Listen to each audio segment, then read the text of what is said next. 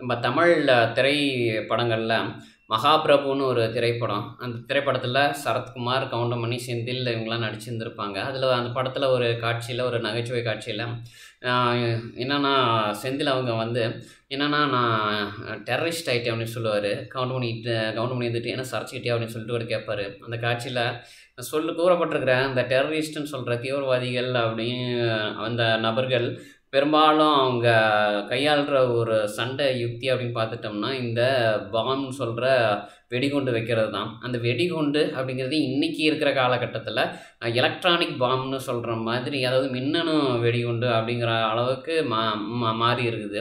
அந்த மின்னணு வெடிகுண்ட பத்தியும், அத வந்து நம்ப எப்படின்னா, அ அதாவது பாம் டிஃப்யூசர் இருக்கிறாங்க பார்த்தீங்களா? வெடிகுண்ட வந்து அ டிஃப்யூஸ் பண்றவங்க, அந்த செயலிழக்க வைக்கிறவங்க, அவங்களுக்கு ஏற்படுற விபத்துலேருந்து அவங்கள நம்ம எப்படி காப்பாத்தலாம்? அப்படிங்கிற விஷயத்த பத்தியும் இந்த காணொளிய நான் உங்க கூட பகிர்ந்து கொள்ள போறேன். இந்த காணொளி என்னன்னு பார்த்துட்டீங்கன்னா, improvement methods in fire fighting should be derived from the principles of nature part 2 தீயணைப்புகளில் மேம்பாடு முறைகளை இயற்கை கூறும் தத்துவங்களிலிருந்து கொண்டு வர வேண்டும். பகுதி எண் 1.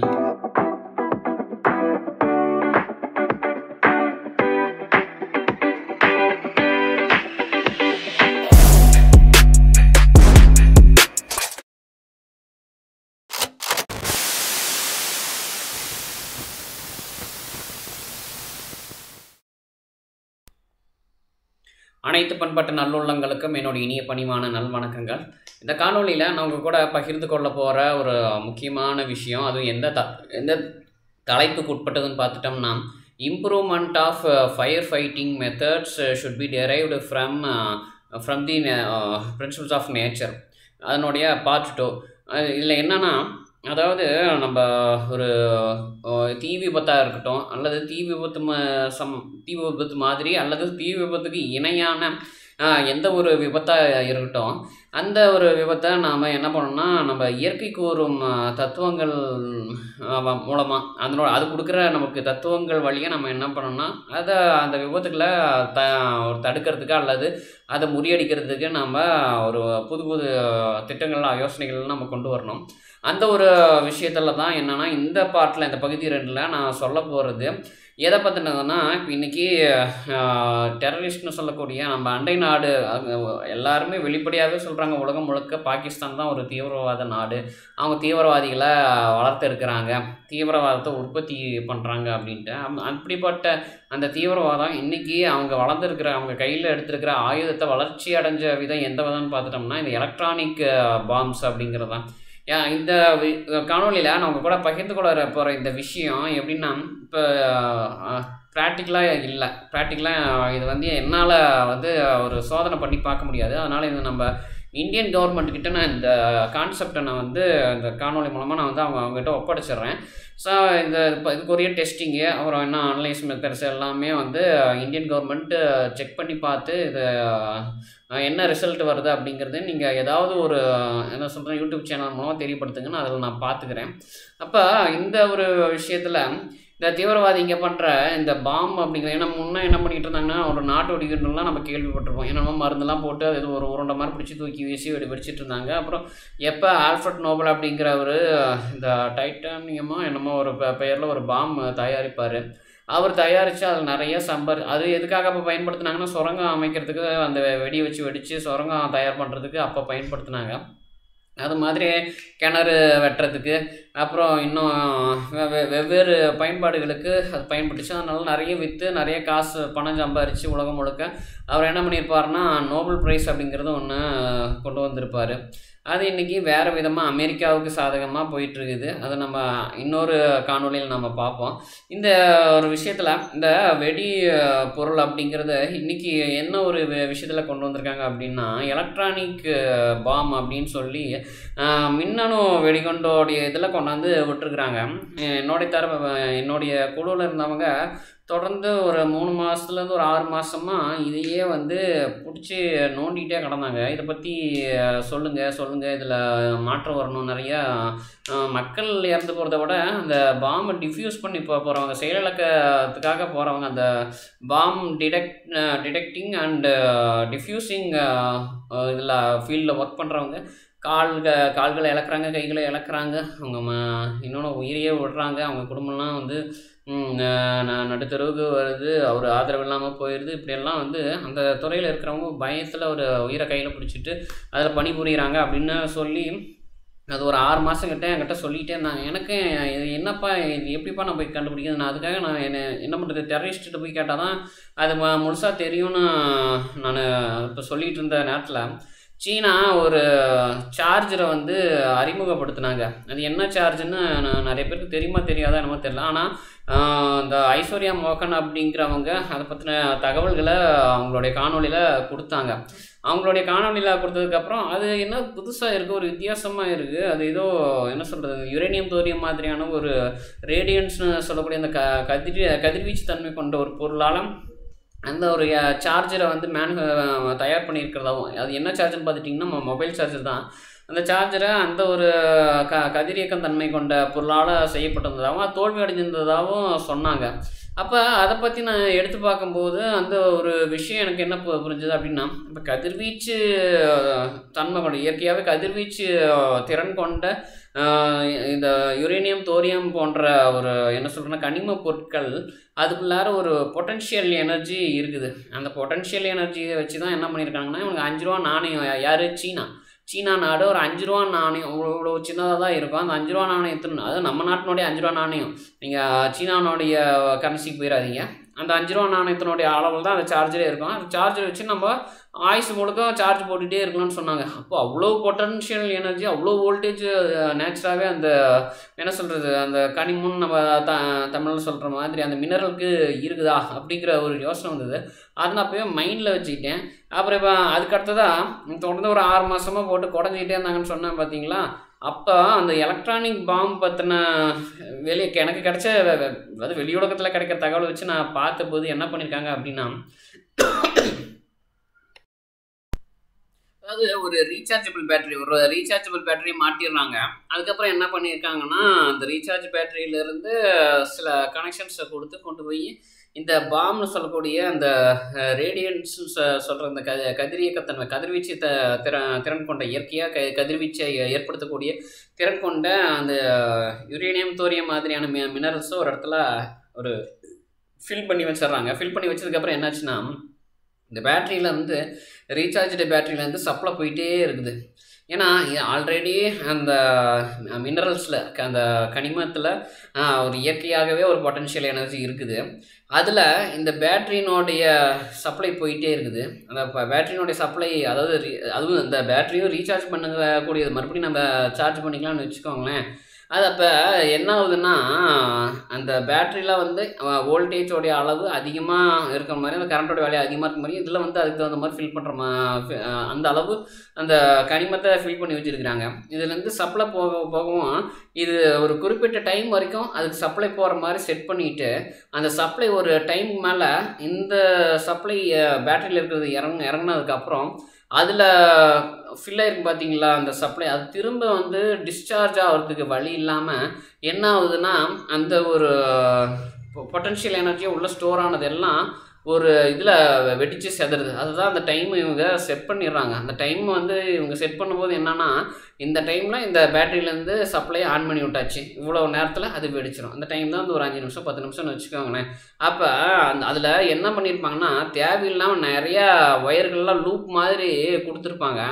அப்போ அந்த நம்ம தெரியாதனமாக ஏதாவது ஒரு ஒயரை கட் பண்ணாலும் என்ன தெரியுங்களா, அந்த இடத்துல ஒரு ஓப்பன் சர்க்கியூட்டு ஒரு ஃபார்ம் ஆகும், ஒரு புதுசாக உருவாகும், நியூவாக க்ரியேட் ஆகும். அது என்ன ஒரு ஓப்பன் சர்க்கியூட்டு, அப்படி சரி ஓப்பன் ஆயிடுச்சுன்னா என்னப்பா அதனால பிரச்சனை அப்படின்னா, உங்களுக்கு பேட்டரி சைட்லேருந்து இந்த ஒயர் வழியாக ஒரு வோல்டேஜ் ட்ராப் இருக்கும். இன்னொன்று அந்த சார்ஜ் ஆகிட்டு இருந்த அந்த என்ன சொல்கிறதுன்னா பாம்னு சொல்லக்கூடிய ஒரு இதில் இருந்தும் இப்படி ஒரு வோல்டேஜ் வந்து அந்த ஒயர் வழியாக ட்ராப் ஆகிட்ருக்கும்.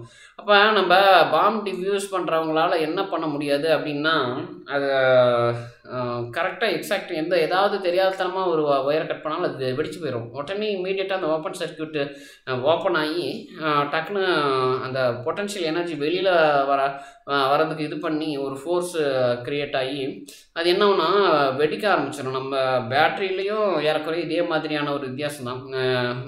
என்னன்னு பார்த்துட்டோம்னா, பேட்டரியில் நம்ம குறிப்பிட்ட அளவுக்கு மேலே சப்ளையில் போட்டு வச்சுருந்தோம்னா அது ஒரு இன்றைக்கி நம்ம வெஹிக்கிள் பயன்படுத்துறதுல பேட்டரி ஃபுல் ஆகிடுச்சுன்னா அது ஆட்டோமேட்டிக்காக சார்ஜர் ஆஃப் ஆகிற மாதிரிலாம் இப்போலாம் கொண்டு வந்துட்டாங்க. வெஹிக்கிளையும் கொண்டு வந்துட்டாங்க, நிறைய இடங்கள்ல கொண்டு வந்துட்டாங்க. நம்ம என்னென்னா மொபைல் சார்ஜ் போடுறதில் மட்டும்தான் இன்னும் அந்த டெக்னாலஜி வரல. என்னென்னா பேட்டரி ஃபுல்லானதுக்கப்புறம் 100% ஃபுல்லானதுக்கப்புறம் மொபைல்லையே வந்து பிளாக் பண்ணுற மாதிரியான ஒரு சிஸ்டம் தான் இன்றைக்கி வரைக்கும் நமக்கு இருக்குது. ஆனால் நம்ம மற்ற இதெல்லாம் பார்த்துட்டோம்னா சார்ஜர்லேயே என்னென்னா அது ஸ்டாப் பண்ணிக்கிற மாதிரி, தடுத்துக்கிற மாதிரி, சார்ஜ் ஆனதுக்கப்புறம் தடுத்துக்கிற மாதிரி இருக்குது. அப்படி சார்ஜ் ஆனதுக்கப்புறம் என்ன ஆகுனா பேட்டரி ஆட்டோமேட்டிக்காக அதை டிஸ்சார்ஜ் பண்ண ஆரம்பிச்சிடும். பேட்டரியினுடைய தன்மை என்னென்னா சார்ஜ் ஆகிடுச்சுன்னா அடுத்தது டிஸ்சார்ஜ் பண்ணுவோம். ஒரு குறிப்பிட்ட அளவு வரைக்கும் நம்ம அதை சப்ளையில் போட்டு சார்ஜ் பண்ணணும் அப்படின்னா அது ஒரு அதனுடைய லிமிட்டு தகுந்த மாதிரியான ஒரு வோல்டேஜை அதை அக்செப்ட் பண்ணிவிட்டு அதே மாதிரி கரண்ட் வேல்யூயை அக்செப்ட் பண்ணிவிட்டு அது என்னன்னா அது பவரில் சார்ஜ் ஆகும். ஒரு குறிப்பிட்ட லெவலுக்கு மேலே என்ன தெரியுங்களா, நீங்கள் எத்தனை பேர் வந்து சோதனை பண்ண பார்த்தீங்கன்னு தெரியல. அது ஒரு குறிப்பிட்ட அளவு தாண்டின பிறகு அது நம்ம கொடுக்குற பவர் எல்லாமே போய் என்ன ஆகும்னா வோல்டேஜாக அப்படியே ஸ்டோர் ஆகும். நீங்கள் இப்போ ஆஃப் பண்ணிட்டீங்க, அந்த பேட்ரி வந்து சார்ஜ் ஆகிடுச்சு. சார்ஜ் ஆனதுக்கப்புறம் நீங்கள் மறுபடியும் ஒரு ஆஃப் பண்ணிவிட்டு அதை ரிமூவ் அந்த சார்ஜரை கழட்டிட்டு மறுபடியும் அதை நீங்கள் ஃபிக்ஸ் பண்ணிவிட்டு சப்ளை ஆன் பண்ணிங்க அப்படின்னா அந்த கரண்ட் லெவல் அப்படிங்கிறது மேக்ஸிமம் லிமிட் ரீச் ஆனதுக்கப்புறம் அப்படியே தான் இருக்கும். எக்ஸஸாக போகிறது என்ன ஆகுனா இந்த வோல்டேஜ் தான் வந்து எக்ஸஸாக அதில் ஏறிக்கிட்டே இருக்கும். இது நமக்கு தெரியாது. அப்போ என்ன ஆகுனா நம்ம ஒரு 2-3 தடவை போடும்போது சார்ஜ் 2-3 டைமாக அல்லது வந்து எவ்வளோ டைம்னு என்னால் இது கரெக்டாக சொல்ல முடியாது. ஏன்னா நான் இது வரைக்கும் பேட்டரி வச்சது மாதிரி நான் டெஸ்ட் பண்ணலை. ஏன்னா அது வெடிக்கிற அளவு எவ்வளோ வோல்டேஜ் அது உள்ளுக்குள்ளே தாங்குது அப்படிங்கிற மாதிரி எதுவும் சோதனை பண்ணோம். அதெல்லாம் நான் அந்த சோதனை பண்ணணும்னா அதுக்கு லட்சக்கணக்கில் கோடிக்கணக்கில் நான் பணத்தை போட்டு செலவு பண்ணேன். எனக்கு இங்கே சில 100 செலவு பண்ணுறதுக்கு கையில் காசு கிடையாது. அது வேற ஒரு பக்கம் இருக்குன்னு வச்சுக்கோங்களேன். அப்போ அந்த ஒரு குறிப்பிட்ட அளவு பொட்டன்ஷியல் எனர்ஜி என்னன்னா ஒரு குறிப்பிட்ட அளவுக்கு நம்ம சார்ஜரையே திரும்ப போட்டோம்னா அது உள்ளுக்குள்ளார இந்த வோல்டேஜினுடைய வேல்யூ அதிகமாகும். இன்னொன்று அந்த வோல்டேஜ் வேல்யூ அதிகம் போகும்போது உள்ள நம்ம பேட்டரியினுடைய சார்ஜிங் டிஸ்சார்ஜிங்காக வச்சுருக்க அந்த கனிம பொருட்கள் என்ன ஆகும்னா உங்களுக்கு அதனுடைய பொட்டன்ஷியல் எனர்ஜி அப்படின்னு சொல்லக்கூடிய அந்த ஒரு வோல்டேஜை அப்சர்வ் பண்ணி அது ஒரு ரேடியண்ட்டாக ஒரு எப்படின்னா கதிர்வீச்சுகளை ஏற்படுத்தக்கூடிய ஒரு பொருளாக அதுவே மாறிடும் இயற்கையாகவே. அது அப்படியே பேட்டரி உள்ளுக்குள்ளாரையே தேக்கி வச்சு வச்சுருந்தாங்கன்னு வச்சுக்கோங்களேன். அதுக்கு பேட்டரி ஒரு கட்டத்தில் வெடிச்சிடும். இப்போ அந்த ஒரு என்ன சொல்கிறதுனா இயற்கை தத்துவத்தை தான் இந்த இடத்துல பயன்படுத்தியிருக்கிறானுங்க இவனுங்க டெரரிஸ்ட்டுன்னு சொல்லக்கூடிய இந்த பாகிஸ்தான்காரங்க. அப்படியே அந்த ஒரு பேட்டரியும் அந்த மாதிரி அதாவது சார்ஜ் ஆகக்கூடிய பேட்டரியும் அந்த மாதிரி இருக்கும். ஏன்னா இப்போ நம்ம அந்த ஒரு எலக்ட்ரானிக் பாம்புன்னு நம்ம சொல்லக்கூடிய இடத்துல பார்த்துட்டோம்னா அந்த ரீசார்ஜபிள் பேட்டரியை வந்து நம்ம என்ன பார்க்குறோம் அப்படின்னா அது அந்த ஒரு பாம்னு சொல்லக்கூடிய அந்த கதிரியக்க தன்மை கொண்ட கனிம பொருளில் போய் அது சார்ஜ் பண்ணுதுன்னு ஒரு பக்கம் நம்ம பார்க்குறோம்.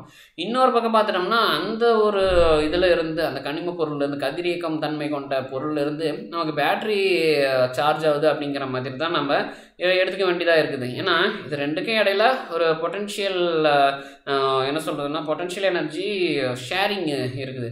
அப்போ ரெண்டில் என்னென்னா இதில் இருக்கக்கூடிய ஒரு அந்த என்ன சொல்கிறது நேச்சுரல் ஒரு பொட்டன்ஷியல் எனர்ஜி நமக்கு பேட்டரிக்கு முழுசாக போய் சேராது. அப்போ இதில் ஸ்டார்ட் பண்ணி விட்டாங்க அப்படின்னா பேட்டரி ஒரு குறிப்பிட்ட சார்ஜ் ஆயிரும். சார்ஜ் ஆனதுக்கப்புறம் ரிட்டர்ன் அதில் இருந்து இப்படி ரிவர்ஸ் வரும். ரிவர்ஸ் இதுக்கு வரும்போது என்ன ஆகுனா ரெண்டுமே கிளாஷ் ஆகிக்கும்போது வெடிச்சிருது. ஸோ இந்த மாதிரியான ஒரு கான்செப்டில் தான் அந்த எலக்ட்ரானிக் பாம் அப்படிங்கிறது வெடிக்கிறதுக்கான ஒரு வாய்ப்புகள் இருக்குது. நான் வந்து இப்படி இதெல்லாம் வெடிக்குதுன்னு ஒரு அஷூரன்ஸ் நான் கொடுக்க முடியாது, உறுதியை நல்லா சொல்ல முடியாது. ஏன்னு கேட்டுக்கிட்டிங்கன்னா இதை நான் ப்ராக்டிக்கலாக எதுவுமே வந்து செக் பண்ணி பார்க்கலாம். ஆனால் இதை பற்றின ஒரு ஸ்டடீஸ் எடுத்து நான் பார்க்கும்போது இந்த மாதிரி தான் பண்ணியிருப்பாங்களோ அப்படின்னு ஒரு அசம்ஷன் வந்தது. இப்போ சீனாக்காரன் அந்த 5 ரூபா நாணயம் அளவில் நம்ம என்ன சொல்கிறதுன்னா அந்த ஒரு சார்ஜர் தயார் பண்ணணும் அப்படிங்கிற ஒரு விஷயமும் அவன் சீனாக்காரன் பாகிஸ்தானுக்கு பணம் கொடுத்து அவங்க நாட்டுடைய வளர்ச்சியை ஊக்குவிச்சிட்டு இருந்தவனாவோ இருக்கிறான். அப்போ அவனுக்கு கண்டுபிடிக்கிற பொருளில் இருக்கக்கூடிய அந்த பிரின்சிபிள்ஸ் தான் கான்செப்ட்ஸ் தான் நம்ம அதை வச்சு தான் நம்ம என்ன பண்ணணும் அப்படின்னா அவனுக்கு செய்கிற வேலையினுடைய விஷயங்களை ஒரு அனுமானம் பண்ண வேண்டியதாக இருக்குது. ஆனால் இதில் பாம் டிஃப்யூஸ் பண்ண போகும்போது என்ன பண்ணிடுறாங்க அப்படின்னா பெரும்பாலும் இல்லை எல்லா இடங்கள்லையும் என்ன பண்ணிடுறாங்கன்னா அதில் அந்த என்ன சொல்ல பேட்டரிக்கும் அந்த ஒரு பொட்டன்ஷியல் எனர்ஜி கொடுக்கக்கூடிய அந்த என்ன சொல்கிறது யுரேனியம் தோரியம் மாதிரி இல்லை வேறு என்னென்னமோ சொல்கிறாங்க. அந்த பார்த்தோன்னா அந்த என்ன சொல்கிறது மினரல்ஸ் பற்றின தகவல் எனக்கு அவ்வளோவா ஃபெமிலராக இல்லை. அதனால் நான் அதில் யுரேனியம் தோரியம் அப்படிங்கிறது ஒரு சாம்பிளுக்கு நான் இந்த காணொலியில் நான் சொல்லிக்கிறேன். அப்படி அந்த ஒரு பொருளில் இருக்கக்கூடிய நேச்சுரலாக இருக்கக்கூடிய பொட்டன்ஷியல் எனர்ஜினுடைய ஒரு பவர் நம்ம இதுக்கு பேட்டரிக்கு வர்ற ஒரு லைனை நாம் எங்கேயாவது தெரியாதனமாக கட் பண்ணிட்டோம் அப்படின்னா என்ன ஆகுனா அந்த வழியாக என்ன ஆகுனா இது ஸ்கிப் ஆகி குதிக்கிறதுக்கு பார்க்கும். அந்த இடத்துல அந்த வெட்டுட்டாங்க அப்படின்னா ரெண்டையும் ஓப்பன் பண்ணி விட்றாங்க. ரெண்டையும் தனித்தனியாக பிரித்து தொலைவில் ஒரு 10-20 மீட்டர் தொலைவிலையாவது கொண்டு போய் வச்சிடணும். அப்படி வைக்காமல் பக்கத்தில் போய் கட் பண்ணிவிட்டு பக்கத்துலேயே வச்சுருந்தாங்க அப்படின்னா அது ஓப்பன் சர்க்யூட் ஆகி அந்த வோல்டேஜ் வழியாக இந்த ஒயர் வழியாக போக பார்க்கும். அப்போ என்ன ஆகுனா உங்களுக்கு வோல்டேஜினுடைய வேல்யூ ரைஸ் ஆகி அந்த ஒரு மினரல்ஸ்லேருந்து நிறையா என்ன சொல்கிறது ஒரு பொட்டன்ஷியல் எனர்ஜி அந்த ஒயர் வழியாக வர பார்த்து அப்போ என்ன ஆகுனா அதை சடனாக அதை ரிலீஸ் பண்ண முடியாமல் போய் அப்போ வெடிக்கிறதுக்கு வாய்ப்புகள் இருக்குது. இந்த மாதிரியான ஒரு சூழ்நிலையில் என்ன ஆகுதுன்னா அந்த பாம் அப்படிங்கிறது உடனே வெடிச்சிருது. இந்த மாதிரி தான் இதை அடிப்படையாக வச்சு தான் என்ன பண்ணியிருந்துருக்கணும்னா அவங்க அந்த பாம் வெடிக்கிறது. ஆனால் என்னென்னா நம்ம பழைய சிஸ்டம் பாம்ஸை விட இது வெடிக்கிறதுக்கு ரொம்ப பவர் அதிகமாக இருக்கும். இங்கே பழைய வெடிகுண்டு அந்த கன்னி வெடி நாட்டு வெடிகுண்டுன்னு என்னமோ சொல்லுவோம் பார்த்தீங்களா, அந்த வெடிகுண்டெல்லாம் வெடித்தா ஒரு குறிப்பிட்ட அளவு தான் இதாகும். ஒரு குறிப்பிட்ட தொலைவு வரைக்கும் தான் ஒரு பாதிப்பு ஏற்படுத்தும். இல்லைன்னா வந்து சின்னதாக டொப்புன்னு ஒரு கொல்லி பட்டாசு சுருள் பட்டாசுன்னு மாதிரி அதை சொல்கிற மாதிரி அந்த பட்டாசு வெடிக்கிற சத்தத்தில் சிம்பிளாக ஒரு எளிமையாக வெடிச்சிட்டு அப்படின்னு நின்று போயிடும். ஆனால் இது எலக்ட்ரானிக் பாம் அப்படிங்கிறது அப்படி கிடையாது. இது பெரிய அளவில் வெடித்து சுற்றி அந்த காற்றுலாம் இருக்கக்கூடிய எல்லாம் கனிம பொருட்கள் எல்லாத்தையும் எரிய வச்சிடும். சுற்றி நம்ம உடம்புக்குள்ளே இருக்கிற பொருட்கள் ரத்தம் எலும்பு அது இது எல்லாமே வந்து கனிம பொருள். அப்போ என்ன ஆகுனா அந்த பாம்புக்கு பக்கத்தில் நம்ம இருக்கிறோமா அப்படின்னா நம்ம உடம்பு வழியாகவும் அந்த பொட்டன்ஷியல் எனர்ஜி போகும். அப்போ நம்ம பார்த்துக்கோங்க அது எந்த அளவுக்கு நம்ம ஹேண்டில் பண்ண வேண்டியதாக இருக்குது. எனக்கு தெரிஞ்சு இதை நீங்கள் ஒரு என்ன சொல்கிறதுன்னா ஒரு புதிய வழியில் வந்து இதை நம்ம தடுக்கணும் அப்படின்னா அந்த ஒரு யுரேனியம் தோரியம் மாதிரியான கனிம பொருட்கள் இருக்குது பார்த்தீங்களா, அதில் ஒரு 2 ஒயரை கொடுத்து ஏதாவது நல்ல வோல்டேஜ் நிறைய இழுக்கக்கூடிய ஒரு சப்ஸ்டன்ஸு ஒரு மோட்டாராக இருக்கலாம், இல்லை பம்பாக இருக்கலாம், அல்லது வேறு ஏதாவது கூட இருக்கலாம். அது என்ன பண்ணுங்கன்னா அதை நீங்கள் அதில் கனெக்ட் பண்ணி விட்டு அதில் அந்த பாம்பில் கொடுத்துருக்குற அந்த ஒரு கனிம பொருள் அந்த மினரல்னோட ஒரு என்ன சொல்கிறதுன்னா அந்த ஒரு நேச்சுரல் பொட்டன்ஷியல் எனர்ஜியை டிஸ்சார்ஜ் பண்ண பார்க்கணும். அதை டிஸ்சார்ஜ் அப்படியே பண்ணினீங்க அப்படின்னா இது அந்த சர்க்யூட் வழியாக அது ஸ்கிப் ஆகிற மாதிரியான ஒரு அந்த ஒரு அந்த ஒரு வழியிலேருந்து என்ன ஆகுனா இந்த டிவைஸுக்கு இந்த மோட்டார் இல்லை ஒரு பம்பு அதுவும் நல்ல ஒரு பெரிய மோட்டார் நிறையா பவர் இழுக்கிற ஒரு டிவைஸாக இருக்கணும். முடிஞ்ச அளவு நீங்கள் டிசி மோட்டாரு எல்லாம் டிசி மிஷின்ஸில் எதுவாக இருந்தாலும் நீங்கள் அதை யூஸ் பண்ணிக்கிட்டீங்க அப்படின்னா அதெல்லாம் நிறைய கரண்ட் எடுக்கும். அது கொஞ்சம் நேரம் அப்படியே ஓட விட்டுட்டீங்க அப்படின்னா என்ன ஆகுனா உங்களுக்கு அந்த ஒரு டிவைஸ் ஆனால் அது உங்களுக்கு தெரிஞ்சிருக்கணும் அந்த ஒரு என்ன சொல்கிறதுன்னா அந்த ரேடியேஷன் சப்ஸ்டன்ஸ் அந்த ஒரு டிவைஸில் இருந்து அதை டிஸ்சார்ஜ் பண்ணுறதுக்கு அந்த சர்க்யூட் போர்டெலாம் பார்த்து என்ன பண்ணியிருக்கணும்னா அதுலேருந்து 2 டெர்மினல் எடுத்து அதில் அது டிசி மோட்டர் கொடுக்க தெரிஞ்சிருந்துருக்கணும். அப்படி அதில் கொடுத்துட்டா என்ன ஆகுனா உங்களுக்கு இன்கேஸ் நீங்கள் அந்த ஒரு பெரிய சிஸ்டத்தை ஒரு மோட்டாரோ இல்லை ஜென்ரேட்டரோ இல்லை வேறு ஏதாவது ஒரு ஹார்ட்வேர் டிவைஸை நீங்கள் பக்கத்தில் வச்சுட்டிங்கன்னா கூட அல்லது அந்த டிவைஸ்க்குள்ளே நீங்கள் வச்சிட்டிங்கன்னா கூட அது வெடிக்கும் போது என்ன ஆகும்னா வந்து உங்களுக்கு அதனுடைய பாதிப்பு வெளியில் போகாது. அதனால தான் சுற்றியும் நல்லா ஒரு உறுதியான ஒரு இரும்பு நல்லா பலமான ஒரு இரும்பு ஒரு சாதனத்துக்குள்ளார அதை வச்சிட்டிங்கன்னா அது வெடிக்கும் போது பாதிப்பு அதனுடைய நெருப்பு அதனுடைய சிதறல் இங்கே வேறு பக்கம் போகாது. ஆனால் அது வெடிக்கிறதுக்கு முன்னாடி அதை நம்ம என்ன பண்ணணும்னா டிஸ்சார்ஜ் பண்ணி ஆகணும்.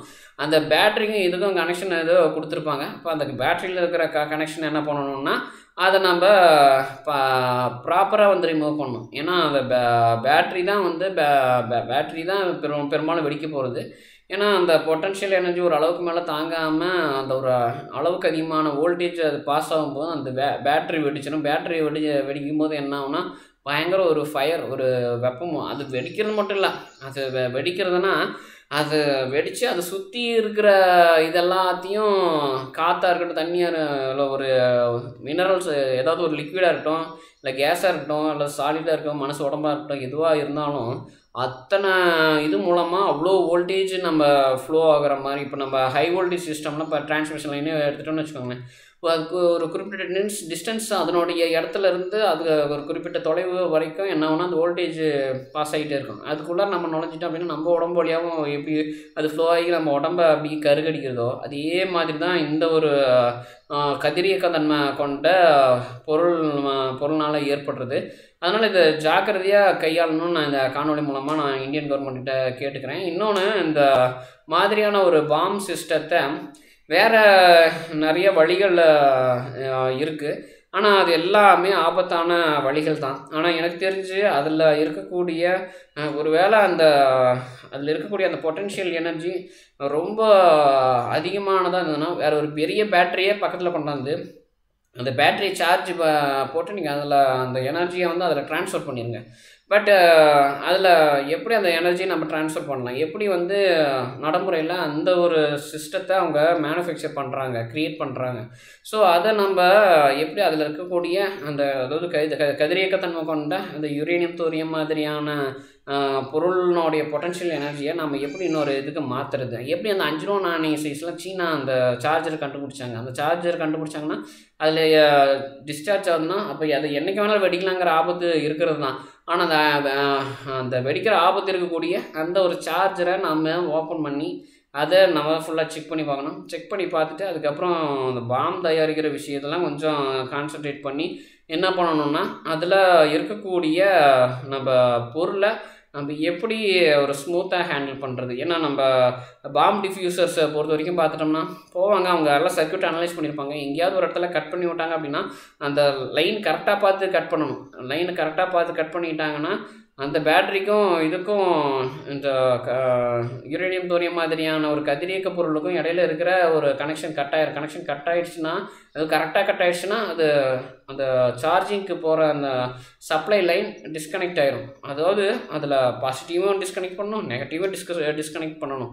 அதில் ஏதாவது ஒரு லைன் நம்ம டிஸ்கனெக்ட் பண்ணாலும் ஒரு லைன் கட் பண்ணிட்டு இன்னொரு லைன் கட் பண்ணாமல் விட்டாலும் வெடிக்கிற மாதிரியான ஒரு ஆபத்துலேயும் அவனுங்க என்ன பண்ணுவானுங்கன்னா அதை தயார் பண்ணுவானுங்க. இல்லை ஏதாவது ரெண்டையும் வெட்டினோம்னா நமக்கு வெடிக்கிற மாதிரியான ஒரு என்ன சொல்கிறதுன்னா அந்த ஒரு ஆபத்துலேயும் அவனுங்க தயார் பண்ணுவானுங்க.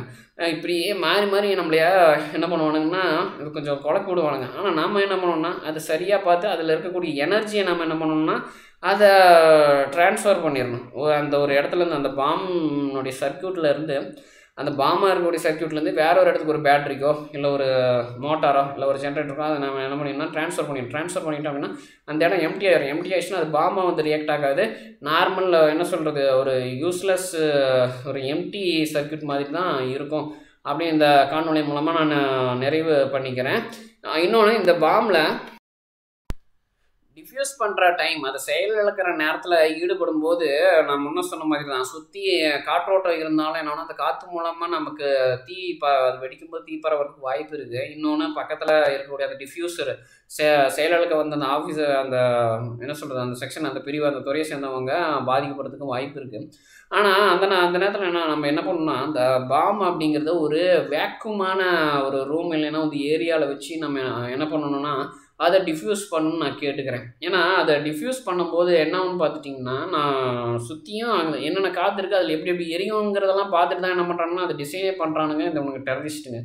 ஆனால் அது என்ன பண்ணணும் அப்படின்னா ஒரு எம்டி ஒரு பாக்ஸ் இல்லைன்னா ஒரு கண்டெய்னர் மாதிரி எடுத்துகிட்டு வந்துக்கோங்க. அதில் துளி அளவு கூட காற்று இருக்கக்கூடாது. அதுக்குள்ளே கொண்டு போய் வச்சு நீங்கள் டிஃப்யூஸ் பண்ணுறது நல்லா தெரியும் அப்படின்னா அதுக்கப்புறம் டிஃப்யூஸ் பண்ணுங்கள். நீங்கள் காற்றோட்டத்தில் வச்சு டிஃப்யூஸ் பண்ணிங்க அப்படின்னா அந்த வோல்டேஜ் அப்படிங்கிறது சுற்றியும் பரவும். ஆனால் நீங்கள் வேக்குமான ஒரு இடத்துல வைக்கும்போது ஒரு என்ன சொல்கிறதுன்னா நம்ம கிரவுண்டுனா பிரச்சனை இல்லை, கிரவுண்டுக்கு அந்த சப்ளை எனர்ஜி போயிடுச்சுன்னா நமக்கு எனர்ஜி ட்ரான்ஸ்ஃபர் ஆயிடுச்சுன்னா ப்ராப்ளமே இல்லை. ஆனால் அப்படி எர்த்துக்கு போகாமல் சுற்றியும் வேறு ஒரு என்ன சொல்கிறது ஒரு நல்ல ஒரு கடினமான ஒரு ஹார்டான ஒரு திக்கான ஒரு சப்ஸ்டன்ஸ் சுற்றி இல்லாமல், ஏன்னா சுற்றி திக்கான சப்ஸ்டன்ஸ் இருந்ததுனா தான் திக்கான சப்ஸ்டன்ஸ் வழியாக என்ன ஆகுனா எனர்ஜி ட்ரான்ஸ்ஃபர் ஆகும்போது அது ஒரு கரண்ட் ஃப்ளோ ஆயிரும்.